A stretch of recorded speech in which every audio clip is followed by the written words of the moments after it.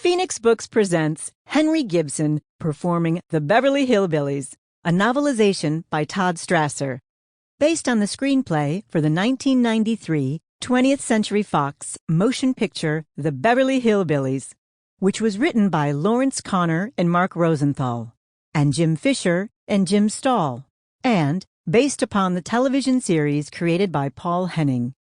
This performance, published in 2015 by Phoenix Books, has been digitally remastered from the original 1993 Dove audio sound recording, the performance of which is copyright 1993 20th Century Fox Film Corporation.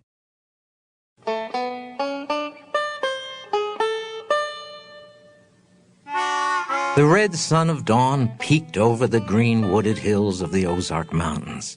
Fog lay in the valleys, and mist hung over the still ponds and lakes. Birds chirped their morning songs, and forest animals went about their lives undisturbed by man or machine. For here, in the deepest part of the hills, civilization had barely made a dent.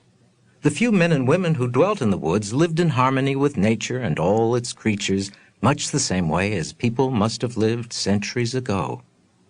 Upon a rocky ridge overlooking a valley sat a lanky, unshaven man. His name was Jed Clampett, and he wore a tattered, wide-brimmed hat, a jacket made from animal skins, and a pair of old blue jeans. A thick, untrimmed mustache adorned his upper lip, and the skin of his face was weather-beaten and lined. But beneath the weak old stubble on his chin was the face of a kindly and simple man. A long, old double-barrel shotgun lay on the dew-covered grass beside Jed. Nearby, an old chocolate-brown hound named Duke lay on his side with his eyes closed, dreaming of tasty raccoons. With a sharp knife in his hand, Jed slowly whittled a piece of hickory. He heard a grumbling sound and knew it was his stomach. "Wouldn't mind finding us some breakfast, Duke." The old hunting dog suddenly lifted his gray snout and sniffed the air as if he had understood him. Duke got to his feet stiffly and pointed down the hill. Jed squinted and saw something brown dart through the trees. It was a big old jackrabbit. Duke barked and took off down the hill. "Stay with him, Duke."